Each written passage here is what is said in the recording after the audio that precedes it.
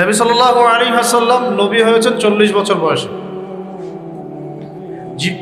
জন্মগ্রহণের আগে বাবাকে হারিয়েছেন, তারপরে 6 বছর বয়সে মাকে হারিয়েছেন, 8 বছর বয়সে দাদাকেও হারিয়েছেন। বাবার নাম ছিল বাবা আব্দুল্লাহ, মায়ের নাম ছিল মা আমিনা, দাদার নাম ছিল দাদা আব্দুল মুত্তালিব। এরপরে তিনি মানুষ হয়েছেন চাচার পরিবারে, চাচার নাম ছিল আবু তালেব। 8 বছর বয়স থেকে নিয়ে বলা যায় 53 বছর পর্যন্ত চাচার গার্ডিয়ানশিপেই ছিলেন। সুবহানাল্লাহ। এই চাচা আবু তালেব নবী সাল্লাল্লাহু আলাইহি ওয়াসাল্লামের জন্যে এবং দিন ইসলামের জন্যে, কারণ তার ভাতিজার দিন তো তারই দিন, এমন কোনো ত্যাগ নাই যা স্বীকার করেন নাই। চাচা আবু তালেব নবী সাল্লাল্লাহু আলাইহি ওয়াসাল্লামকে যে সাপোর্টটা দিয়েছেন, এই সাপোর্টটা আমরা সবাই মিলেও এখনো দিতে পারি নাই। বিশ্বাস করেন? যে সাপোর্টটা নবী সাল্লাল্লাহু আলাইহি ওয়াসাল্লামকে চাচা আবু তালেব দিয়েছেন, এই সাপোর্ট আমরা সবাই মিলেও তাকে দিতে পারি নাই। চাচা আবু তালেব শেষ পর্যন্ত কালিমা পড়েন নাই। সাহাবীরা জিজ্ঞাসা করেছিলেন যে ইয়া রাসূলুল্লাহ সাল্লাল্লাহু আলাইহি ওয়াসাল্লাম, আপনাকে এত সাপোর্ট দেওয়ার পরে চাচা আবু তালেবের কি কোনোই উপকার হবে না, লাভ হবে না? নবীজি বলেছেন সাল্লাল্লাহু আলাইহি ওয়াসাল্লাম, আমি না থাকলে আমার চাচাকে জাহান্নামের একদম অতল তলে রাখা হতো। আমার কারণে আল্লাহ রাব্বুল আলামিন তাকে জাহান্নামের উঁচু জায়গায় রাখবেন, জাহান্নামের উঁচু জায়গায় রাখবেন, যেখানে আগুন তার পায়ের গোড়ালি স্পর্শ করবে, এতেই তার মগজ টকবক করে ফুটতে থাকবে। আপনারা কি আমার বাংলা ভাষা বুঝতে পারছেন? এমন কোনো সাপোর্ট নাই চাচা দেন নাই। মক্কার প্রায় 13 বছর যখন দাওয়াতি কাজ করছেন নবী সাল্লাল্লাহু আলাইহি ওয়াসাল্লাম, মানুষ গালি দিচ্ছে, কেউ থুতু নিক্ষেপ করছে, কেউ নামাজরত অবস্থায় মাথার উপরে উটের নাড়ি ভুঁড়ি চাপিয়ে দিচ্ছে, কেউ বলছে এই ব্যক্তি জাদুকর, এই ব্যক্তি গণক, এই ব্যক্তি মিথ্যাবাদী, নাউজুবিল্লাহ, এই ব্যক্তি ফারিকুল জামাত বিভক্তকারী, এই ব্যক্তি মাজনুন, পাগল। তাকে আগলে রেখেছেন তার চাচা। মানুষ অর্থনৈতিক বয়কট করছে, চাচা আগলে রেখেছেন। 3 বছর সমাজ থেকে বহিষ্কার করা হয়েছে, গাছের ছাল পাতা খেয়ে থেকেছেন বনু হাশিম, চাচা আগলে রেখেছেন। চাচা ছোটবেলা থেকে তাকে এত মহব্বত করেছেন, তার ছেলেদেরকে নিয়ে যখন খেতে বসতেন, আমাদের নবী সাল্লাল্লাহু আলাইহি ওয়াসাল্লাম একটু লাজুক ছিলেন, তিনি শোরগোল করতেন না, চুপচাপ খেতেন। চাচা আলাদা করে একটা খাবার রেডি করে তাকে আলাদা করে ডেকে খাওয়াতো, কারণ সবার সামনে হয়তো সে বলতে পারছে না, লজ্জা পাচ্ছে, শাই ফিল করছে, বাবা নাই মানুষের সংসারে, হয় না? এটা আপনারা হয়তো সবাই বুঝবেন না, আমরা বুঝি। যারা বাবা বা মা ছাড়া বড় হয়েছে অন্যের সংসারে, তারা এগুলো বুঝতে পারে। নবী সাল্লাল্লাহু আলাইহি ওয়াসাল্লাম এতিমদের প্রতি এত রহমদিল কেন ছিলেন? কারণ তিনি তো এতিম অবস্থায় বড় হয়েছে, তিনি তার কষ্টটা বুঝতেন। আমরা যদি এখানে যদি কেউ এতিম থাকেন, তিনি বুঝবেন এতিমের সাইকোলজি কেমন, তার চাহিদা কেমন, কষ্ট কেমন। আমি তো বারবার বলে আসছি কয়েকদিন থেকেই, আমাদের তো কারো সন্তান মারা যায়নি, আমাদের কারো সন্তানকে তো বোম মেরে বুলেট দিয়ে গুলি করে হত্যা করা হয়নি, আমরা তো সেই লাশ দাফন করি নাই। পৌঁছালেও কলব পর্যন্ত পৌঁছাবে না। আমার সাথে তো এটা হয় নাই। তো ওই দিকে আমি পরে আসতেছি। চাচা আবু তালেব তাকে এত মহব্বত করেছেন, আমি ভাষায় প্রকাশ করতে পারবো। আর আমরা চাচা আবু তালেব সম্পর্কে অনেক সময় আলোচনা করি, কিন্তু তার চাচির কথা ভুলে যায়। তার চাচির নাম ছিল ফাতিমা। কি নাম ছিল? এই নামে তিনি তার মেয়ের নাম রেখেছেন। এই ফাতিমা, তার চাচি, নবী সাল্লাল্লাহু আলাইহি ওয়াসাল্লামকে আলাদা করে ডেকে খাওয়াতেন, মহব্বত করতেন। তিনি কিন্তু তার সন্তান না, অন্য কারো সন্তান। একজন মেয়ের পক্ষে অন্যের সন্তান মানুষ করা চারটাখানি কথা না। সতীনের সন্তানই সহ্য করতে পারে না। আর অন্য মানুষের সন্তান নিজের মতো করে মানুষ করা একটা মেয়ের পক্ষে এত সহজও না। তো এই কাজটা চাচি করেছেন। আমি একটা জায়গায় আসতে চাচ্ছি, এত কিছু করার পরেও, সমাজের মানুষের অত্যাচার নির্যাতন সব থেকে ভাতিজাকে প্রোটেক্ট করার পরেও শেষমেশ তিনি কালিমা লা ইলাহা ইল্লাল্লাহ সাক্ষ্য দেন নাই। শেষ মুহূর্তে নবী সাল্লাল্লাহু আলাইহি ওয়াসাল্লাম বারবার বলছিলেন, হে চাচা, খালি কালিমা পড়েন, আমি আপনার জন্য আল্লাহর কাছে সুপারিশ করব। ব্যাস ব্যাস। তো তিনি শেষ পর্যন্ত কালিমা পড়েন নাই। দরকার নাই, আলোচনা শুরু হয়ে গেলে ব্রেকআপ করেন না। তো শেষে কি হলো? কালিমাটা পড়া হলো না? হলো না। বারবার জিজ্ঞাসা করা হচ্ছে, চাচা আপনি কালিমাটা পড়েন, আমি আপনার জন্য আল্লাহর কাছে সুপারিশ করব। শেষমেশ তিনি বলেছেন যে না, আমি আব্দুল মুত্তালিবের ধর্মের উপরে থাকলাম। সারা জীবন সাপোর্ট দেওয়ার পরে কালিমা পড়ে মুসলিম না হওয়ার ফলশ্রুতিতে আল্লাহর নবীজি বলছেন, আল্লাহ পাক তাকে জাহান্নামের উঁচু স্থানে রাখবেন। আমরা যারা মুসলমান, মুসলিম পরিবারে জন্মগ্রহণ করেছি, আমরা বা আমাদের মধ্যে বেশিরভাগ মানুষ এখনো এই নিয়ামতের শুকরিয়া আদায় করতে পারি নাই যে আল্লাহ পাক আমাদেরকে মুসলমান পরিবারে জন্ম দিয়েছে, কালিমা পড়ার তৌফিক দিয়েছে। আমরা সহজে যা পেয়ে যাই তার মূল্য বুঝি না। আল্লাহ পাক যে আমাদেরকে, আল্লাহ পাক কি আমাকে জিজ্ঞাসা করেছিলেন যে আবু তাহাদনান তোমাকে মুসলিম বানাবো না অমুসলিম বানাবো? আপনাকে কি আল্লাহ পাক জিজ্ঞাসা করেছেন, হে আব্দুল্লাহ, আব্দুর রহমান, তোমাকে মুসলিম বানাবো না অমুসলিম বানাবো, তুমি কি চাও? আল্লাহ পাক আমাদেরকে জিজ্ঞাসা করেন নাই। নিজ অনুগ্রহে আল্লাহ পাক আমাদেরকে মুসলিম পরিবারে জন্ম দিয়েছে।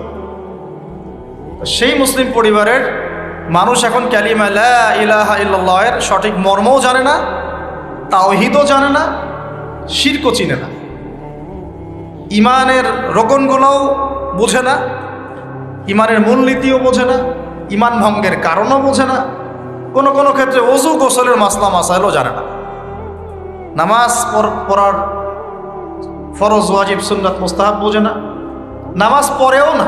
মাশাআল্লাহ, জুমার দিনে নামাজ পড়তে আসে অনেকেই, ঈদের দিনে প্রথম দেখা যায়, আর জানাজার নামাজে প্রথম দেখা যায়।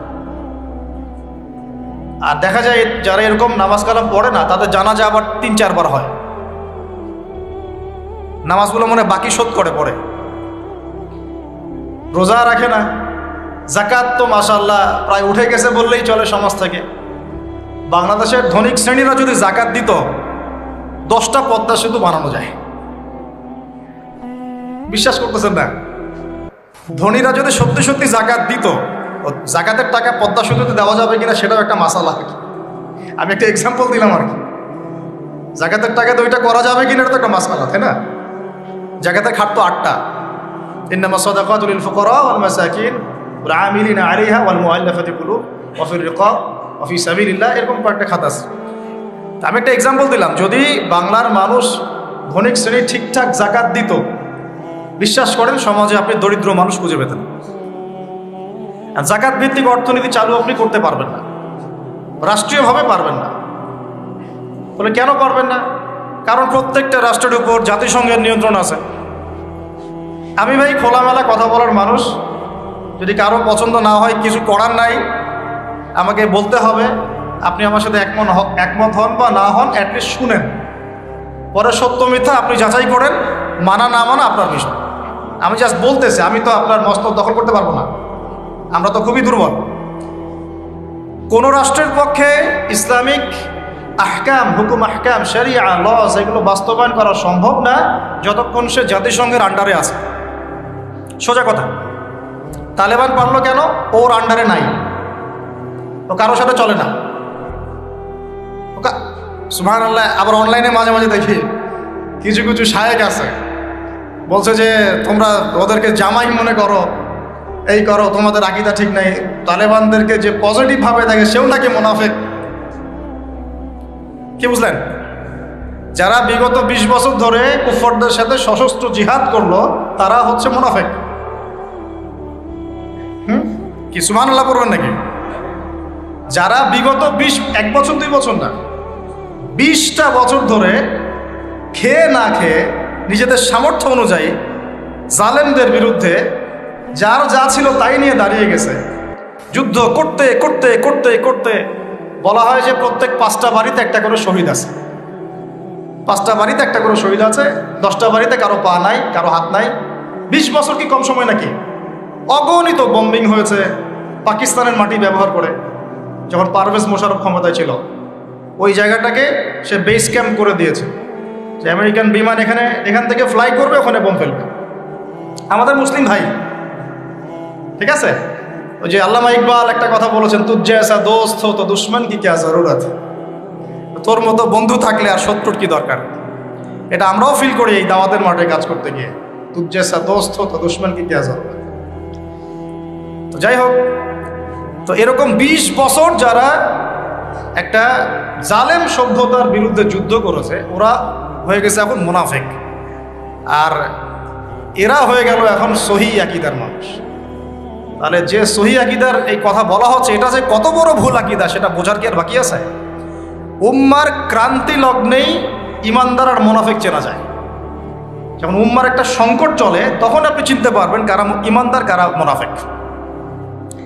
ভালো অবস্থায় আপনি বুঝতে পারবেন না, সব স্বাভাবিক আছে মনে করেন, এখন আপনি বুঝতে পারবেন না আসলেই কে ইমানদার কে মুনাফিক। উম্মার উপর কোনো বাধা বিপত্তি আসলে তখন বুঝতে পারবেন যে আসলেই কে ইসলামের পক্ষে আছে, কে ইসলামের বিপক্ষে আছে, আর কে ভিতরে ঢুকে ঢুকে শয়তানি করতেছে। আমাদের আলোচনার টপিক এটা না, টপিকে আসতেছি। আমি একটা কথা বলতে চাচ্ছিলাম যে আল্লাহ পাক যে আমাদেরকে জিজ্ঞাসা না করেই মুসলিম পরিবারে জন্ম দিয়েছেন, এই নেয়ামতের শুকরিয়া আমরা আদায় করতে পারবো না। যদি সারা জীবন সেজদায় পড়ে থাকি এখন থেকে নিয়ে, আমরা শুধু তাওহীদের অনুসারী হয়েছি, এই কৃতজ্ঞতাই আমরা আদায় করতে পারবো। আমরা দ্বীনের জন্য কিছুই করি নাই, আমাদের দ্বারা ইসলামের বড় বড় খেদমত হয়েছে এমন না। আবু তালেব একা যা করেছেন, আমার মতো 100 জন আবু তালেব তা করতে পারে নাই, পারবে না, এটাই সত্য কথা। আবু তালেব কোন অবস্থায় করেছেন? যখন চতুর্দিক থেকে আল্লাহর নবীকে সবাই ছিছি করছে, গালিগালাজ করছে, হত্যার পর্যন্ত চেষ্টা করছে। পুরো সমাজ একদিকে, আবু তালেব একাই একদিকে। তার কাছে প্রস্তাব দেওয়া হয়েছে, তোমার ভাতিজাকে আমাদের হাতে তুলে দাও, নাহলে আমরা ব্যবস্থা নিব। সে বলছে, আমি আমার ভাতিজাকে তোমাদের হাতে তুলে দিব না যতদিন না আমার দেহ মাটির তলে না যাচ্ছে। হ্যাঁ, তিনি নবীজিকে গিয়ে বলছেন, আমার বৃদ্ধ কাঁধের উপর এত বোঝা দিও না ভাতিজা, আমার বয়স হয়ে গেছে, ওরা তোমাকে বলছে তুমি দাওয়াতটা ছেড়ে দাও। তো নবীজি বলছেন, আমার ডান হাতে যদি চাঁদ এনে দেওয়া হয়, বাম হাতে সূর্য এনে দেওয়া হয়, চাচা আমি এই দাওয়াত ছাড়তে পারবো না। হয় আমি এই পথে দাওয়াত দিতে দিতে আমার এই দিন বিজয়ী হবে, না হলে আমি হালাক হয়ে যাব। তখন কি হলো? তখন তিনি বললেন যে ওরা তোমার দিকে আসতে পারবে না দলে দলে, যতক্ষণ না আমি আবু তালেব দাফন হচ্ছি মাটির তলে। কথা বুঝতে পারছেন? এখন মূল কথাটা হচ্ছে, আমরা যারা মুসলিম পরিবারে জন্মগ্রহণ করেছি, এরপরেও আমরা তাওহীদের জ্ঞান অর্জন করছি না, শিরক থেকে দূরে থাকছি না, নামাজ পড়ছি না 5 ওয়াক্ত ফরজ নামাজ, যাকাত দিচ্ছি না, সওম রাখছি না, প্রোটেস্ট্যান্ট মুসলিম হয়েছি, Protestant version of Islam follow করছি, ইসলামের দাওয়াতের কাজ করছি না, দিনের বিজয়ের কোনো ফিকির করছি না। সত্যি কথা বলতে আমাদের দুনিয়াতে থাকার চেয়ে না থাকাই ভালো। আমরা এখন গরু ছাগল। বিশ্বাস করেন আমার কথা, আল্লাহ পাক এই শব্দই বলেছেন সূরা আরাফ, সূরা আরাফের সম্ভবত 189 নম্বর আয়াত, 189। ওয়ালাকাদ বা'দা আউযু বিল্লাহি মিনাশ শাইতানির রাজিম ওয়ালাকাদ যারা'না লিজাহান্নামা কাসীরাম মিনাল জিন্নি ওয়াল ইনস। আল্লাহ পাক বলছেন, আমি প্রচুর জিন আর মানুষকে দিয়ে জাহান্নাম পূর্ণ করব। বলি নাউযুবিল্লাহ। লাহুম কুলুবুন, কেন পূর্ণ করব? তাদের কি অপরাধ ছিল? কি অপরাধে করব? লাহুম কুলুবুন, তাদেরকে কলব দিয়েছিলাম, লা ইয়াফকাহুনা বিহা, বোঝার চেষ্টা করে নাই। ওয়া লাহুম আযানুন, কান দিয়েছিলাম, লা ইয়াসমাউনা বিহা, শোনে নাই। ওয়া লাহুম আ'য়ুনুন, চোখ দিয়েছিলাম, লা ইউবসিরুনা বিহা, চোখ দিয়ে দেখে নাই। কলব দিয়ে উপলব্ধি করে নাই, কান দিয়ে বলেন শোনে নাই, চোখ দিয়ে দেখে নাই। উলাইকা কাল আনআম, এরা ছিল আনআমের মতো। আনআম কি? আনআম মানে গবাদি পশু, ক্যাটেলস, গবাদি পশু। শুধু তাই না, বালহুম আদল, বরং এর চেয়েও নিকৃষ্ট ছিল। গবাদি পশুকে যে দায়িত্ব দেওয়া হয়েছে ও সেটা পালন করে। প্রত্যেক প্রাণীকে যে দায়িত্ব দেওয়া হয়েছে সেই দায়িত্ব তারা পালন করে কি না? না হলে আমরা এত বড় বড় বড় প্রাণীর সাথে কিভাবে পেরে উঠতাম? একটা গরু নির্দ্বিধায় জীবনকে সঁপে দিচ্ছে, বিদ্রোহ করছে না, করছে? তো আল্লাহ পাক এই কথা বলছেন, উলাইকা কাল আনআম, তারা হচ্ছে গবাদি পশুর মতো। বাল হুম আদাল, বরং তার চেয়েও নিকৃষ্ট। কারা? উপলব্ধি করে না, দেখে না, শোনে না। এখন আমাকে উত্তর দেন দেখি, আমাদের মধ্যে এখানে কোন ব্যক্তি আছেন যে চোখে দেখেন না, কানে শোনেন না, উপলব্ধি করেন না? আমরা সবাই চোখে দেখি। এই চোখে দেখি কি না? দেখতে পাচ্ছেন তো আপনি? কানে শুনতে পাচ্ছেন কি না? তাহলে আল্লাহ পাক কোন চোখের কথা বলছেন আর কোন কানের কথা বলছেন যেগুলো অন্ধ? বলেন। নিঃসন্দেহে অন্য আরেকটা চোখ আছে, আরেকটা কান আছে, আরেকটা চোখ আছে, কান আছে, এটা কোথায়? কলবে। তাহলে আবু জেহেল আল্লাহর নবীকে চিনতে পারছে না, আবু বকর রাদিয়াল্লাহু আনহু চিনতে পারছেন, তাহলে দুজনের তো বাইরের চোখ একই। কোন চোখ তাহলে অন্ধ আবু জেহেলের, যে কারণে আবু জেহেল আল্লাহর নবীকে চিনতে পারল? বলেন। এখন বলেন, মুসলমান পরিবারে জন্ম নেওয়ার পরে আমরা যারা নামাজ পড়ি না, যাকাত দেই না, রোজা রাখি না, সামর্থ্য হয়েছে হজ করি না, জুমার দিনে আসি, ঈদের দিনে আসি, হ্যাঁ, সৎ কাজে আদেশ করি না, অসৎ কাজে নিষেধ করি না, কোরআন তেলাওয়াত করা শিখি না, রাসূলের সুন্নাহ মাফিক জীবন করি না, আর অর্থনীতি রাজনীতিতে গেলাম না, ওটা গেলামই না, বাদ, ওটা তো অনেক বড় স্কেল। তাহলে আমাদের কি চোখ আসলেই আছে, কান আসলেই আছে, কলব কি আসলেই জিন্দা, না সত্যিকার অর্থে আমরা গবাদি পশু হয়ে গেছি? আত্মপর্যালোচনা করতে হয়। তো আত্মপর্যালোচনা, মোরাকাবা মানে হচ্ছে আত্মপর্যালোচনা, নিজেদেরকে নিয়ে ভাবতে হবে। তো এখন আপনি আমাকে উত্তর দেন, যেই মুসলমান নামাজ পড়ে না, রোজা রাখে না, দাওয়াতের কোনো মেহনত নাই, দিন প্রতিষ্ঠার সংগ্রাম নাই, কোরআনও তেলাওয়াত করতে জানে না, আল্লাহর পথে সদকা করে না, তাওহীদের জ্ঞান নাই, শিরকের জ্ঞান নাই, সুন্নতের জ্ঞান নাই, বেদাতের জ্ঞান নাই, ঈমান ভঙ্গের কারণ জানে না, ওযু করার মাসালাও জানে না, তো এই মুসলমান সারা বিশ্বে মার খাবে না তো কারা খাবে? আমাকে বলেন, উত্তর দেন। আমার জানা নাই, আমি এগুলো বুঝি না, বুঝতে আসছি। আমি অনেক কিছুই বুঝি না, যে আমার বুঝের সাথে অনেক কিছুই মিলে না। আমার বুঝ এইটা যে মার খাবো না তো খাবে কারা, এটা আমার বুঝ। এখনো যে আমরা বসে আছি এখানে খাই নাই, সেটাই তো আল্লাহ পাকের রহমত। অনেক আগেই তো আল্লাহর গজব আসা উচিত ছিল। নামাজ তো আগেই ছেড়ে দিছো তুমি, যাকাত দাও না, রোজা রাখো না, রাসূলের সুন্নাতের কোনো খবরই নাই, প্রতিদিন ক্লিন শেভ করতেছো তুমি, আল্লাহ রাসূলের সুন্নাতকে জবাই করতেছো, প্রতিদিন করতেছো, পর্ন দেখতেছো, বাইকে করে মেয়ে নিয়ে ঘুরতেছো, ইউনিভার্সিটিতে গোল হয়ে বসে আসো, মেয়েদের সাথে টাঙ্কি মারতেছো। Sorry for my language, available তো এগুলো হচ্ছে, অ্যাভেলেবল। মেয়েরা জিনা করতেছে, বহু ছেলে পেলে এখন বিয়ে তো কঠিন, এই জন্য এই পথটা বেছে নেয়, এই পথটা সহজ। 5 দিন 7 দিন একটা মেয়েকে নিয়ে ঘুরলে দেখা যায় যে ওই বিছানায় চলে যাওয়া যায়। এখন তো এই যুগ চলতেছে, আগেকার সেই যুগ নাই তো, যে চিঠি দিয়ে প্রেম করে, লম্বা প্রেম হয়, পরে বিয়ে হয়। এখন সব দৈহিক সম্পর্ক, 1 মাস একজনের পিছনে, ওটা হয়ে গেছে আর পরের মাসে আরেকটার পিছনে। ইউনিভার্সিটিতে জেনা আর জেনা, জেনা আর জেনা, এমনকি চাকরি ক্ষেত্রেও ফ্রি মিক্সিং, অফিস আদালত, কোর্ট কাচারি, রাজনৈতিক মিছিলে পর্যন্ত ছেলে মেয়ে একসাথে সামনাসামনি, সব জায়গায় এগুলো অধিকার। এই ফ্রি মিক্সিংয়ের কারণে কি হয়েছে, আমরা জেনাটাকে উন্মুক্ত করে ফেলেছি। এখন আপনি বলেন যে, আমাকে বুঝান যে এইরকম অবস্থায় মুসলমানদের উপরে যদি বিপর্যয় না আসে, কোন সময় আসবে? আসে নাই, আল্লাহ পাকের খাস রহমত। হয়তো আল্লাহ পাক এখন পর্যন্ত সুযোগ দিয়ে রেখেছে। উপলব্ধি যে সবাই করে না এমনও না, বহু মানুষ উপলব্ধি করে, কিন্তু তাদের সংখ্যা নিতান্তই কম। আর তাদের মধ্যে আবার বিভক্তি আছে, অনৈক্য আছে, আপোষে হিংসা বিদ্বেষ পরশ্রীঘাতরতা আছে। তারা আবার ইউনাইটেড না। তো বদরগঞ্জবাসীর জানা উচিত যে বদরের যুদ্ধ হয়েছে 2য় হিজরিতে। কত হিজরি? 2য় হিজরিতে। আল্লাহ নবী সাল্লাল্লাহু আলাইহি ওয়াসাল্লাম এই চাচার সংসারে মানুষ হয়েছেন প্রায় 53 বছর পর্যন্ত। এই চাচাই তাকে বিয়ে দিয়েছেন 25 বছর বয়স। তার আগে চাচার ব্যবসা তিনি সামলেছেন। ওই ব্যবসার এক কাফেলা খাদিজা রাদিয়াল্লাহু আনহার অর্থ ছিল। এই ব্যবসা দিয়ে তাকে টেস্ট করলেন, দেখলেন আমানতদার, সুদর্শন, মাশাআল্লাহ উন্নত চরিত্রের মানুষ, উন্নত রুচিবোধের মানুষ, আল্লাহ আমিন, বিশ্বস্ত। বিয়ের প্রস্তাব পাঠালেন, চাচা বিয়ে দিয়ে দিলেন। তার সাথে খাদিজা রাদিয়াল্লাহু আনহার সাথে। তখন তার বয়স কত ছিল? 25। তার বয়স কত? 40। আর আমাকে এই সেকুলার সমাজকে আমরা বলতে চাই, আমি বলতে চাই অ্যাটলিস্ট, মনে করেন কথার কথা যে আমার স্ত্রীর বয়স 40, আমার বয়স 25। এখন আমরা একে অপরকে মহব্বত করি, ভালোবাসি, আমরা সংসার জীবনে হ্যাপি, সুখী, এবং আমাদের সন্তান সন্ততিও হচ্ছে। এমন না যে আমরা মেডিকেল সায়েন্সের ভাষায় এই দিকে আমরা অক্ষম। মহব্বত আছে, দুজন দুজনকে পেয়ে সুখী, একে অপরকে ভালোবাসি, সন্তান হচ্ছে। আপনার কোনো সমস্যা?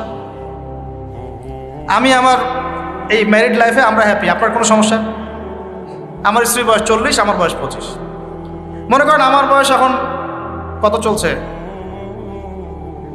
32-33 হবে আর কি, সূর্যের হিসেবে। কিন্তু বয়স কিন্তু ফিক্স হয় চন্দ্রের হিসাবে, আমরা সূর্য হিসাব করি। এখন ধরেন আমি একটা বিয়ে করলাম, ধরেন তো স্ত্রীর বয়স মনে করেন 16 বছর। কত? মনে করেন 16 বছর। 16 বছর একটা মেয়ের কি হায়েজ হয়? হায়েজ হয়? হায়েজ বোঝেন? আচ্ছা, সে কি সন্তান জন্মদানে সক্ষম? সে কি ম্যাচিউর, ফিজিক্যালি স্ট্রং? এখন ওর বয়স 16, আমার বয়স 32, ডাবল। 16 দুগুণ 32 না? তাই তো, অঙ্ক ভুলে গেছি ভাই। আচ্ছা, এখন ও আমার সাথে হ্যাপি, আমি তার সাথে হ্যাপি, সন্তান জন্ম হচ্ছে, দুজন সুখে আছি, মহব্বতের সাথে আছি, সুস্থ আছি। কোনো সমস্যা আপনার? তো এই হলো অবস্থা। সার্কাস। 16 বছরের মেয়ে, আপনার মেয়ে, আপনি বিয়ে দিতে পারবেন না। বলবেন যে আপনি রাষ্ট্র আইনের বিরুদ্ধে কথা বলছেন। না, আমি বিরুদ্ধে কথা বলছি। আমি বুঝাচ্ছি যে এটা কতটা অসার একটা আইন। 16 বছরের একটা মেয়ে যদি জেনা করে, আপনি উৎসাহিত করছেন। 16-17 বছরের মেয়েরা জেনা করে না? স্কুলে, কলেজে, বিশ্ববিদ্যালয়ে, এইখানে ওইখানে। এর বিরুদ্ধে আপনার ব্যবস্থা কি, অ্যাকশন কি? কিন্তু 17 বছর একটা মেয়ে যদি বিয়ে করে, আপনি তো কাজীকে ধরে জেলে দিয়ে দিবেন একেবারে। এখন বলেন এটা কি আমি মানতে বাধ্য? এখন জোর করে চাপাই দিলেন, ল করে দিলেন, মানতে বাধ্য হয়ে গেলাম। তা আসলে কি কোরআন সুন্নাহ সমর্থিত হলো? এখন জবাব দিবেন আল্লাহর কাছে আপনি। জনগণ কিছুই বলতে পারবে না। আমরা শুধু জ্ঞানতাত্ত্বিক একটা ডিবেট করলাম এবং আপনাকে দেখালাম যেটা একটা অসার। তারপরেও যেটা হয়েছে হোক, অ্যাটলিস্ট বিয়েটা সহজ করলে ভালো হতো। বিয়েটা কঠিন হয়ে গেছে, এই জন্য এটা জেনার রাস্তা বেছে নেয়। তো আমরা জেনাকে উস্কে দিচ্ছি। আরে ভাই, 16-17 বছর তো দূরের কথা, এখন 13-14 বছরের মেয়েরাই দেখবেন ঠিক নাই। আপনি মনে করেন এখনকার স্কুল কলেজের মেয়েগুলো খুব দুধে দেওয়া তুলসী পাতা?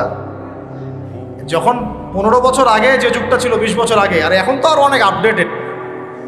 এখন ওরা ওইসবে বিশ্বাসী না। গল্প করে যে কার কয়টা।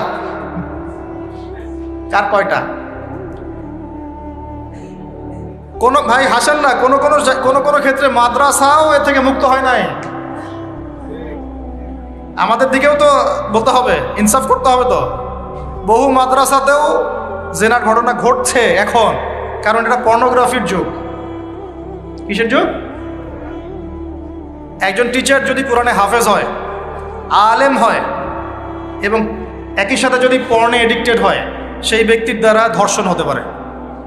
যদিও সে হাফেজ, যদিও সে আলেম, যদিও সে দায়ী, whoever he is। এরকম ঘটনা ঘটছে। কোনো ক্ষেত্রে ছেলের সাথে জেনা পর্যন্ত হচ্ছে। হয় নাই ভাই? আমি কি বানায় কথা বললাম? যেই করুক এটা পাপ। শাস্তিও আবার কি? ধর্ষণের শাস্তি কি? ইসলামের শাস্তি কি? মৃত্যুদণ্ড। কয়টা কার্যকর করতে পারবেন আপনি? তো সব দিকে সমস্যা। আমি যে পয়েন্টে আছে এখানে চলে আসেন, এখানে সাউন্ড বন্ধ করেন। সেটা হলো তার বয়স তখন 40, আমাদের নবীজির বয়স 25। ম্যারিড জীবনে হ্যাপি, 6টা সন্তান হয়েছে। কয়টা? আর নবী সাল্লাল্লাহু আলাইহি ওয়াসাল্লাম খাদিজা রাদিয়াল্লাহু আনহার কাছ থেকে যে মমতা, যে ভালোবাসা, যে সাপোর্ট পেয়েছেন, এটা বিরল। এই যুগে এমন মেয়ে পাওয়া হয়তো বা সম্ভব, কারণ এই যুগে তো আমরাও সাহাবীদের মতো না। আমরা যদি সাহাবীদের মতো না হতে পারি, আমরা মহিলা সাহাবীদের মতো স্ত্রী আশা করি কিভাবে?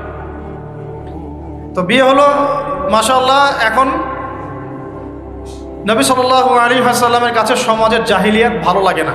বোঝার চেষ্টা করি, কি জাহিলিয়াত ভালো লাগে না? তিনি দেখেন যে মক্কার মানুষ মূর্তি পূজা করে, তিনি দেখেন মক্কার মানুষ সুদ খায়, মক্কার মানুষ জেনা করছে, মাদক খাচ্ছে, হানাহানি মারামারি কাটাকাটিতে আছে, তার এগুলো ভালো লাগে না। তিনি এখান থেকে সরে যান, দূরে দূরে থাকেন, দূরে দূরে থাকেন। হেরা পাহাড় আছে, হেরা গুহা, ওই পর্বতের গুহায় তিনি একা একা নির্জনতা অবলম্বন করেন। কারণ যখন আপনি একটা ভালো রাস্তায় থাকবেন, সমাজের অন্যান্য খারাপ বিষয়গুলো আপনার পছন্দ হবে, নিজে থেকে ভালো লাগবে না। এই যে আপনি আমি যতটুকু ইমানদার, পাশে কনসার্টের গান কানে আসলে আপনার খারাপ লাগে না? লাগে তো? আপনি বুঝতে পারেন না? চোখের মধ্যে খারাপ কিছু পড়ে গেলে আপনার খারাপ লাগে, মনে হয় যেখান থেকে চলে যেতে পারলেই বাঁচি।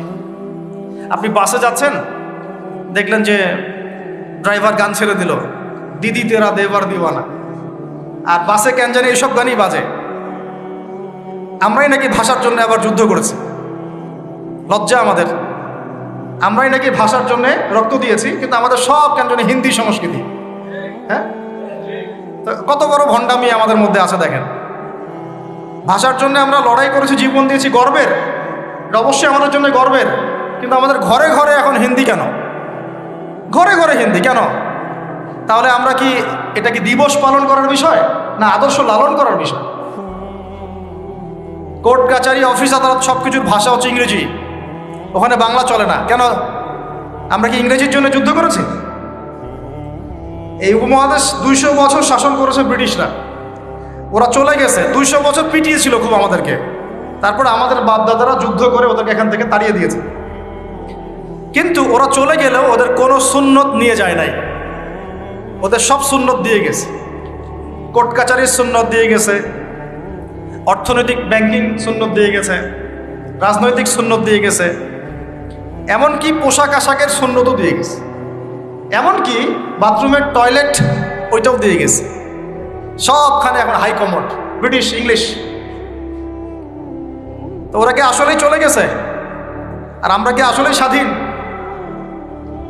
কে বলবে এগুলো আর কে ভাববে? আর মানুষ এগুলো কবেই পজিটিভলি নেওয়ার চেষ্টা করবে আল্লাহ ভালো জানেন। বাট আমরা বলে যাচ্ছি ইনশাল্লাহ একদিন না একদিন ইসলাম হবে ইনশাল্লাহ। আল্লাহ পাক যেন সহজ করেন এবং কবুল করেন। এখন কথা হচ্ছে যে তিনি দেখেন আরবের লোকজন সুদ খায়, মদ খায়, জেনা করে ইত্যাদিতে, তিনি একা একা থাকা শুরু করলেন। একা থাকতে থাকতে ওই সময় তিনি যেভাবে ইবাদত করতে পারতেন সেভাবে ইবাদত করেছেন। আগেও ইবাদতের কিছু সিস্টেম ছিল, কারণ আরবের মানুষরা দাবি করতো তারা হচ্ছে মিল্লাতে ইব্রাহিমের উপর আছে, বিকৃত, কিন্তু ওরা মনে করতো আমরা ইব্রাহিমের ধর্মের উপরেই আছি। এখন 40 বছর বয়সে নবী সাল্লাল্লাহু আলাইহি ওয়াসাল্লামের কাছে প্রথম ওহীটা চলে আসতো। প্রথম ওহী কি ছিল ভাই? কোন সূরা? সূরা আলাকের কত নম্বর আয়াত? প্রথম আয়াতটা, প্রথম ওহীটা কি সংক্রান্ত ছিল? নামাজ পড়ো, রোজা রাখো, হজ করো, যাকাত দাও, মূর্তি পূজা করো না। কি বলেছেন আল্লাহ পাক? ইকরা বিসমি রাব্বিকাল্লাযী খালাক। হে নবী, কথাটা বুঝুন। হে নবী মুহাম্মদ সাল্লাল্লাহু আলাইহি ওয়াসাল্লাম, আপনি যেগুলো দেখে ব্যথিত, যে সমাজটার এই যে জাহেলিয়াত আপনি দূর করতে চান, যাদেরকে নিয়ে আপনি চিন্তাগ্রস্ত, আপনার কাছে ভালো লাগে না এই জাহিলিয়াতগুলো, এগুলোকে দূর করতে হলে আগে পড়াশোনা করতে হবে, জ্ঞান লাগবে। আগে কি লাগবে? ওই জায়গায় মুসলমানরা পিছিয়ে পড়ার কারণে আজকে এই অবস্থা হচ্ছে। দুজনের বুঝে আসছে, দুজন ঠিক বলছে। ওই ইকরা বিসমি রাব্বিকাল্লাযী খালাক, এই পড়াশোনা থেকে আমরা পিছিয়ে পড়েছি বলেই আমাদের আজকে অবস্থা হচ্ছে। বলছেন, এখন বলবেন যে আমরা তো পড়াশোনা করছি, সাক্ষরতার হার তো আমাদের 80, 67, 77 এরকম আর কি। তো সত্যিই কি পড়ছি? ইকরা বিসমি রাব্বিকাল্লাযী খালাক, অর্থ হচ্ছে পড়ুন আপনার রবের নামে, যিনি আপনাকে, যেই জ্ঞান আপনাকে আপনার স্রষ্টার দিকে নিয়ে যাবে সেটাই তো জ্ঞান। এখনকার আমাদের জ্ঞানগুলো কি সত্যি আমাদেরকে আল্লাহর দিকে নিয়ে যাচ্ছে নাকি আল্লাহ থেকে দূরে সরাচ্ছে? তাহলে বোঝেন। এখন আপনি যদি বলেন যে তাহলে কি আপনি শুধু মাদ্রাসা শিক্ষাকেই সমর্থন করছেন, জেনারেল শিক্ষা সমর্থন করছেন না? আমি বলবো না, আমি নিজেও জেনারেল শিক্ষিত একজন মানুষ। আমরা অনার্স মাস্টার্স করেছি এবং আমরা কখনো সেকেন্ড হইনি আলহামদুলিল্লাহ, কয়েকবার ছাড়া। তো আমরাও জানি ব্যাপারগুলো কি। আমরা জেনারেল শিক্ষার উপকারী শিক্ষাগুলোকে সমর্থন করি, কিন্তু কোরআন এবং সুন্নাহ ইসলামের মূল শিক্ষাটাকে বাদ দিয়ে এই জেনারেল শিক্ষা আমার কোনো উপকার করবে না। আবার একই সাথে কোরআন এবং হাদিস এই দুটাতে দক্ষ হয়েও যদি আমরা বর্তমান বিশ্বের উপকারী জ্ঞানগুলো অর্জন করতে ব্যর্থ হই, তখন কোরআন সুন্নাহকে হাতে নিয়েও এই বিশ্বকে চ্যালেঞ্জ করতে পারবো। তাহলে দরকার কি? সমন্বয়। এই সমন্বয় হওয়া উচিত ছিল আজকে থেকে 50 বছর আগেই। এখন আমাদেরকে এগুলো নিয়ে কথা বলতে হচ্ছে, এটাই দুঃখজনক। যেখানে শিক্ষা প্রতিষ্ঠান আছে, রাষ্ট্রীয় নিয়ন্ত্রণাধীন প্রতিষ্ঠানে হয়তো আপনি ইন্টারফেয়ার করতে পারবেন না, কিন্তু ব্যক্তিগত উদ্যোগে যত শিক্ষা প্রতিষ্ঠান আছে এগুলোতে ইসলামিক শিক্ষা এবং জেনারেল শিক্ষা দুটাকে সমন্বয় করার চেষ্টা করেন। আল্লাহ পাক তৌফিক দান। দেখবেন আগামী 10 বছরের মধ্যে একটা আলোকিত প্রজন্ম গড়ে উঠবে ইনশাআল্লাহ। আমার ছেলে বাংলা, ইংরেজি, অঙ্ক সব শিখবে, এদিকে হাফেজে কোরআন হবে, আরবি ভাষা শিখবে, আরবি ব্যাকরণ শিখবে, হাদিসের ইবারত পড়ার যোগ্যতা অর্জন করবে, মোতাআলা করবে। মাশাআল্লাহ, একদিন দেখা যাবে সে কোরআন সুন্নাহর জ্ঞানেও দক্ষ হয়েছে, এদিকে সে ডক্টর হয়েছে, মাশাআল্লাহ, সে ইঞ্জিনিয়ার হয়েছে, পাইলট হয়েছে, সেনাবাহিনীর মেজর কর্নেল হয়েছে। সম্ভব না? অনেক ডক্টর দেখবেন যে 50 বছর বয়স হওয়ার পরে ইসলামের দিকে এসে চর্চা করা শুরু করে, তারপরে দিনের দিকে হেদায়েত হয়ে দিনের উপকারে কাজ করছে। অনেক ইঞ্জিনিয়ার সাহেব এই কাজ করছেন, অনেক আর্মি অফিসার, র্যাবের, পুলিশের, বিজিবি, তারা দেখবেন যখন রিটায়ার্ড করে বা যখন মানে সিনিয়র হয় তখন গিয়ে চর্চা করা শুরু করে, এবং তখন তারা আবার দিনের জন্য অনেক কিছু করতেও চায়, করে, অনেকে করে না। তারা কি অমুসলিম নাকি? তারা তো আমাদেরই ভাই, আমাদের ভাই না? শোনেন, যদি বাংলাদেশ রাষ্ট্রীয়ভাবে কখনো জিহাদে যায় কুফফারদের বিরুদ্ধে, তাহলে আমরা যাব না, তারা যাবে? যাবে তো তারাই। জি, আপনি যাবেন না, যাবে তো তারাই। আপনার আমার কি প্রশিক্ষণ আছে? যদি বাংলাদেশে কোনো মনে করেন যে 100% ইসলামী জ্ঞানে পরিপূর্ণ কোনো নেতা আসছে, আমির, রাষ্ট্রীয় আমির, এখন সে চিন্তা করলো যে আমি এই বিরুদ্ধে সৈন্য পাঠাবো, ভাবতে পারে কি পারে না? 73 সালে 6টা মুসলিম দেশ সৈন্য পাঠিয়েছিল, মিশর ছিল, জানেন না আপনারা এগুলা ইতিহাস? 6 দিনের যুদ্ধ। তো যাই হোক, ধরেন বাংলাদেশ এমন একজন নেতার আন্ডারে আছে, যেই নেতা বললো ঠিক আছে আমিও পাঠাবো, আমার এখান থেকেও 2000 সৈন্য যাবে। তখন কিন্তু ওই 2000-এর মধ্যে আপনি থাকবেন না, থাকবে ওই আর্মি অফিসারই, ওই বিজিবি, ওই র্যাব, ওই পুলিশ, ওই ভাইরাই থাকবে। তারা আমাদের ভাই না? তাদেরকে মেসেজটা পৌঁছাতে হবে যে আপনারা পরিপূর্ণ ইসলামের সামনে আত্মসমর্পণ করেন। ইনশাআল্লাহ আল্লাহ পাক দুনিয়াতেও সুখী করবেন, পরকালেও সুখী করবেন। আমরা দোয়া করব, দোয়া। আপনারা কখনো একটা রাষ্ট্রের মধ্যে জাতিগত বিভাজনে যাবেন না। জাতিগত বিভাজনটা খুব খারাপ, এতে করে রাষ্ট্রের অভ্যন্তরীণ যে স্থিতিশীলতা নষ্ট হয়ে যায়। আমরা আলহামদুলিল্লাহ ইসলামকে তো ভালোবাসি, মহব্বত করি, পারি না পারি আমাদের মন তো ব্যথিত হয় না? এটা আল্লাহ পাক দেখছেন ইনশাআল্লাহ। আল্লাহ পাক ওই অনুযায়ী আমাদেরকে প্রতিদান দিবেন ইনশাআল্লাহ। তবে চেষ্টা আরও বাড়াতে হবে। এই চেষ্টা বাড়ানোর কথা বলতে এখানে আসছি। আল্লাহ নবীর মন খারাপ, তখন ওহী এসেছে। ওহী প্রাপ্ত হওয়ার পরে নবী সাল্লাল্লাহু আলাইহি ওয়াসাল্লাম একটু ভীত, একটু সন্তুষ্ট। লাকাদ খাশিতু আলা নাফসি। বাংলাদেশে যত সিরাতের বই আছে না, তার 80% সিরাতের বই আপনি পাবেন। ওই সময় নবী সাল্লাল্লাহু আলাইহি ওয়াসাল্লাম এতটা ভীত সন্তুষ্ট হয়ে গিয়েছিলেন, কয়েকবার তিনি চিন্তা করেছেন যে আমি পাহাড়ের উপর উঠে নিজেকে শেষ করে ফেলবো। এটা নিয়ে তো বিশাল ইস্যু সৃষ্টি করে ফেলছে বাংলাদেশে। হ্যাঁ, আর রাহিকুল মাকতুম বলেন, আর যে কোনো বড় বড় সিরাতের গ্রন্থ বলেন, এটা যদি লিখা না থাকছে আমি বক্তব্য দাও ছেড়ে দেব। বাসায় গিয়ে দেখেন, চেক করে। রাইটাররা লিখেছেন, এটা আমাদের কথা না। কয়েকবার তিনি পাহাড়ের উপর উঠে চিন্তা করেছেন যে আমি যা দেখলাম, ফেরেশতা এসেছে আমাকে জড়িয়ে ধরেছে, আমাকে বলছে পড়ুন, আসলে ব্যাপারটা কি, আমি কি মানে সঠিক আছি না ভুল হচ্ছে। মানসিক একটা পেরেশানির মধ্যে তিনি ছিলেন। তখন কয়েকবার নিজেকে শেষ করে ফেলার চেষ্টা করেছেন। যখনই তিনি উঠেছেন তখনই জিবরাইল আলাইহিস সালাম সামনে এসেছেন। ইয়া মুহাম্মদ, আপনি পাগল নন, আনতা রাসূলুল্লাহ ওয়া আনা জিবরিল।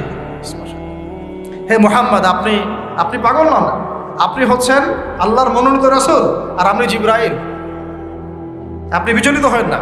আরও একদিন আবার জিবরাইল আলাইহিস সালাম হাজির। এভাবে হতে হতে তিনি আশ্বস্ত হলেন যে হ্যাঁ, আসলে যা হচ্ছে সব সঠিক। এটা কি একটা বড় ঘটনা না? এরপরে তিনি বাসায় আছেন, বেশ কয়েকদিন ওহী আসা বন্ধ আছে। আল্লাহ পাক প্রস্তুত করছেন তাকে, কারণ ব্যাক টু ব্যাক ওহী আসতে থাকলে এর একটা ওয়েট আছে, নেয়ার মতো ক্ষমতাকে তৈরি হতে হয়। তো দ্বিতীয় ওহীটা আসছে, এটা আমি একটু আলোচনায় টাচ করে সামনে যাব। তিনি কম্বল দিয়ে ঘুমিয়ে আছেন, আল্লাহ পাক ওহী পাঠালেন। যখন ওহী পাঠাচ্ছেন, খাদিজা রাদিয়াল্লাহু আনহা দেখছেন যে নবী সাল্লাল্লাহু আলাইহি ওয়াসাল্লাম একটু অস্বাভাবিক আচরণ করছেন। তিনি বলছেন, আপনি শুয়ে পড়েন, রেস্ট নেন। নবীজি বলছেন, আমার এখন রেস্ট নেওয়ার সময় নাই। আল্লাহ পাক আমাকে বলেছেন, ইয়া আইয়ুহাল মুদ্দাসসির, হে কম্বল আবৃত রাসূল, কুম, উঠে দাঁড়ান, ফানজির, মানুষকে সতর্ক করেন। তো কুম ফানজির অর্থ মানে এই না যে বিছান থেকে উঠে মাটিতে দাঁড়ান, মানে হচ্ছে আপনার কাছে যা আসছে এটা সত্য, এটা দ্বীনে হক, আল্লাহর পক্ষ থেকে আসছে। অতএব আপনি এই সত্যের বাণী নিয়ে সমাজের মধ্যে দাওয়াতি কাজে নেমে পড়েন। ফানজির, মানুষকে সতর্ক করেন। ও রব্বাকা ফাকাব্বির, আপনার রবের তাকবীর পাঠ করেন। ওয়া সিয়াবাকা ফাতাহহির, আপনার কাপড় পরিচ্ছন্ন রাখেন। কাপড় মানে শুধু বাইরের পোশাক না, ভিতরের হৃদয়ের পোশাকটাও। ওয়া রুজজা ফাহজুর, যত অনর্থক বিষয় আছে ছেড়ে দেন। কিছু পাওয়ার আশায় আপনি কাউকে সদকা করেন না, কারো কাছে কিছু পাওয়ার আশায় আপনি সাদাকা করেন না, বরং আপনার রবের জন্য আপনি সবর করেন। কত গভীর কথা! এটা নিয়ে কিন্তু আলোচনা খুব বেশি হয় না। আমরা আলোচনা করি প্রথম ওহীটা কি ছিল, এটা দ্বিতীয় ওহী ছিল। উঠুন, সতর্ক করুন। আপনি যা ভাবছেন এরকম কিছু না, আপনি নবী, আপনি শেষ নবী। এই মহাবিশ্বে আপনার মতো কোনো নবী আসে নাই, আপনি সর্বশ্রেষ্ঠ নবী, আপনি সর্বশ্রেষ্ঠ আখলাকের অনুসারী, আপনার উম্মত হচ্ছে সর্বশ্রেষ্ঠ উম্মত। আপনি উঠুন, মানুষকে সতর্ক করুন, কাপড় পবিত্র রাখুন, অনর্থক বিষয় ছেড়ে দেন, আল্লাহর জন্য সবর করেন, আল্লাহর জন্য তাকবীর পাঠ করেন, বলেন আল্লাহু আকবার। এই শুরু হলো মিশন। এই মিশন শুরু হওয়ার পরে 13 বছর, কয় বছর ভাই?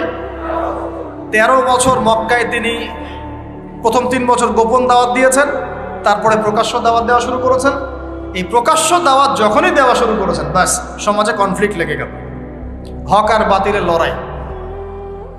তিনি যাদেরকে নিয়ে দাওয়াত দিচ্ছেন, আবু বকর সিদ্দিক, উসমান বিন আফফান, আব্দুর রহমান বিন আউফ, তালহা বিন উবাইদুল্লাহ, সাদ ইবনে আবি ওয়াক্কাস, বেলাল ইবনে রাবাহ, আব্দুল্লাহ বিন মাসউদ, এরকম সাহাবী 40 জন বা 80 জন। আর নিজের ঘরে আছে স্ত্রী আলী ইবনে আবি তালেব, যায়েদ ইবনে হারেসা, জাফর বিন আবি তালেব। আর এই দাওয়াত যখন চলতে লাগলো, সমাজের মানুষ প্রকাশ্য রূপ যখন ধারণ করলো, এই পক্ষে আছে আবু জেহেল, আবু লাহাব, উতবা, শাইবা, রাবিআ, আশরাক বিন শারিক, এরকম কিছু মানুষ।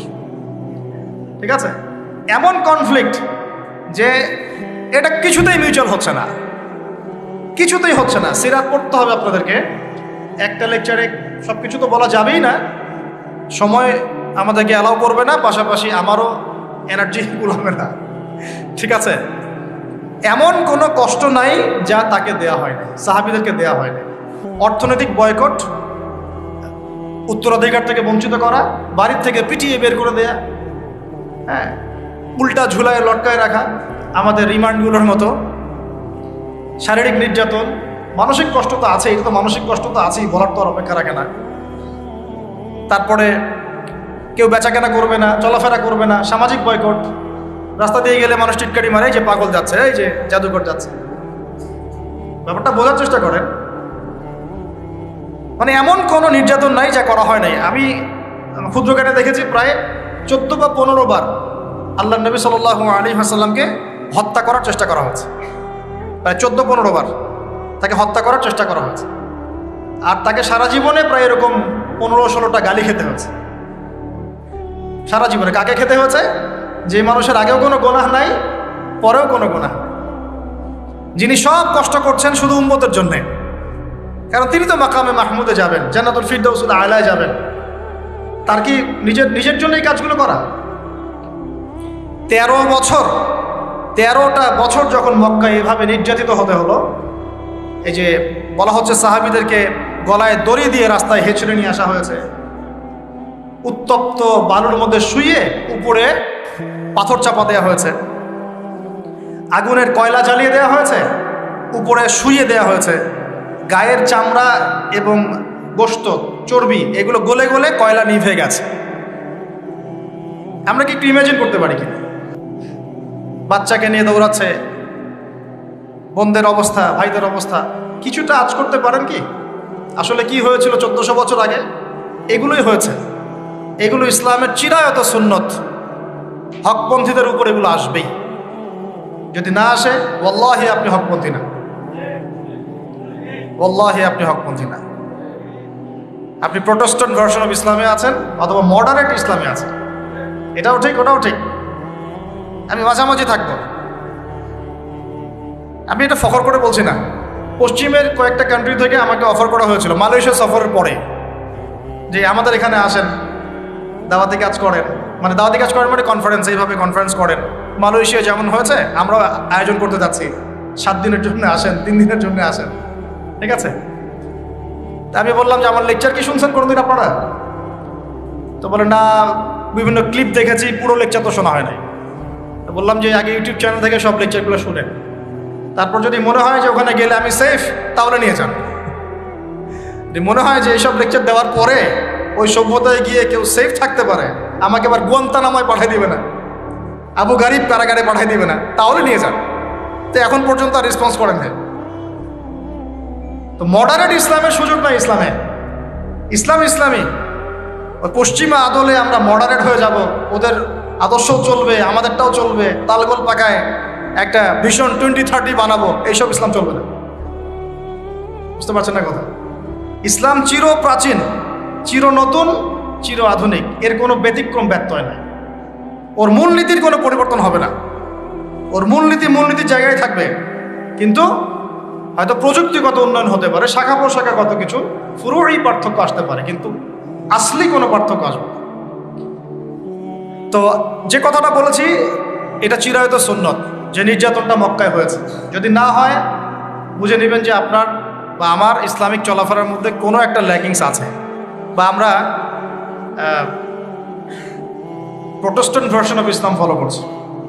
এটা হচ্ছে মুযাবযাবিনা বাইনাহুম, মানে এদিকেও না ওদিকেও না, দুটার মাঝখানে। আল্লাহ রাসূল সাল্লাল্লাহু আলাইহি ওয়াসাল্লাম বলেছেন, একটা হাদিস বলি তাহলে আপনি বুঝে নেবেন যে আমরা আসলে কোন জায়গায় আছি। এরপরে আমি সামনে যাচ্ছি, তারপরে বদরগঞ্জে আসবো ইনশাআল্লাহ, ঠিক আছে? একটু মনোযোগ ধরে রাখেন। কি বললাম? হাদিসটা কি? সহিহ মুসলিমের হাদিস। রাসূলুল্লাহ সাল্লাল্লাহু আলাইহি ওয়াসাল্লাম বলেছেন, ক্বালা নবী সাল্লাল্লাহু আলাইহি ওয়াসাল্লাম, মান রাআ মিনকুম মুনকারান, তোমাদের মধ্যে যে কেউ যদি কোনো অন্যায় গর্হিত কাজ দেখে, ফালইউগাইয়ির বিয়াদিহি, সে যেন তার হাত দিয়ে এটাকে প্রতিহত করে। বলেন এই লেভেলে আমরা কয়জন আছি? 0.00001%। মান রাআ মিনকুম মুনকারান ফালইউগাইয়ির, সে যেন পরিবর্তন করে।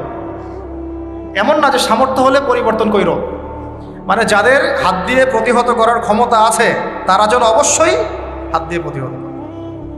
এখানে ধরেন একটা জেনা হচ্ছে, নাউজুবিল্লাহ, বা একটা নোংরামি হচ্ছে, ফাহেসা কোনো কাজ হচ্ছে, এখানে যিনি সর্বোচ্চ দায়িত্বশীল তিনিও এখন গিয়ে কিছু বলার অধিকার রাখেন না।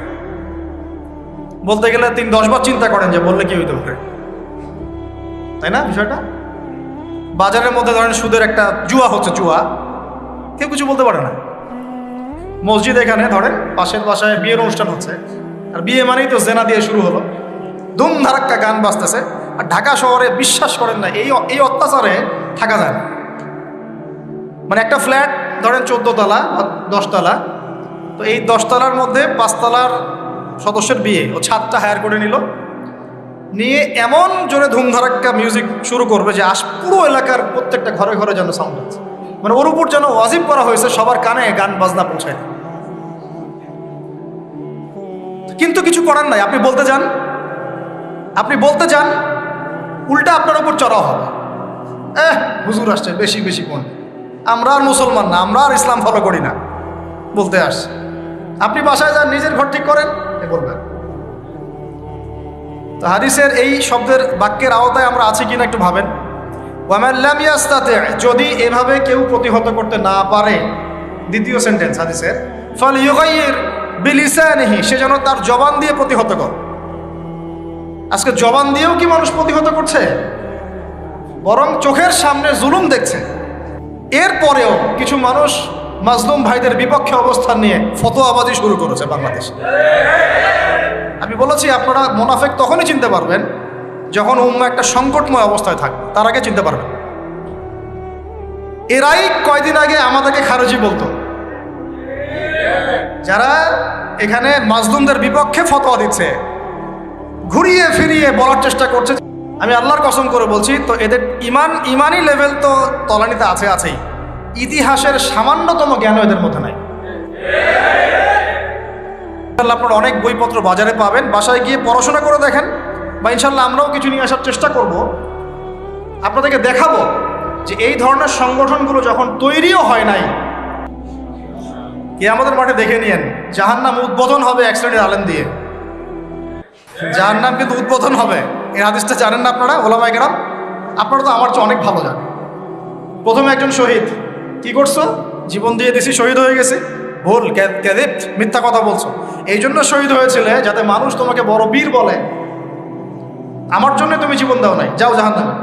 আরেকজন, কি করেছো? অনেক দান করেছি, মানুষ দানবীর বলে। আল্লাহ বলছেন যে মিথ্যা বলছো, মানুষ যেন দানবীর বলে এই জন্য দান করেছে। দান করার সময় সতর্ক থাকেন, লোক দেখায় দান করেন না। আর ইলেকশনের আগে আগে তো দানটা বেশি করেন আপনারা।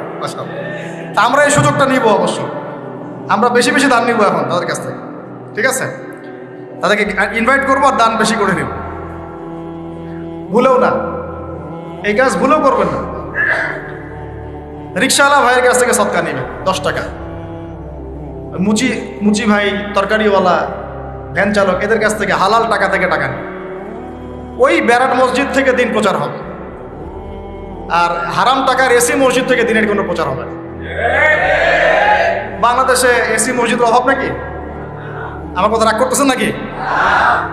বাংলাদেশে এমন অনেক মসজিদ আছে কোটি কোটি টাকার প্রজেক্ট, ঠিক শেষ জামানার হাদিসের মতো। নবীজি বলেছেন শেষ জামানায় কিছু মসজিদ হবে চাকচিক্যময়, একদম গর্জিয়াস, হেদায়েত উঠে যাবে। পরের লাইন হচ্ছে হেদায়েত উঠে যাবে, ওঠে নাই? নামাজ শেষ, মসজিদ বন্ধ। মসজিদে খাদেমদের মাঝে মাঝে অস্থিরতা দেখলে মনে হয় যে বাসায় গিয়ে সুন্নতটা পড়ে, এখানে পড়ার দরকার নেই, বিরক্ত হচ্ছে মনে হয়। নামাজ শেষ হওয়ার পর তাড়াতাড়ি এসি বন্ধ করতেছে, লাইট অফ করতেছে, ফ্যান অফ করতেছে। ভাই তাড়াতাড়ি যান, বিল উঠতেছে। আল্লাহ আমাদেরকে বোঝার তৌফিক দান করুন। তো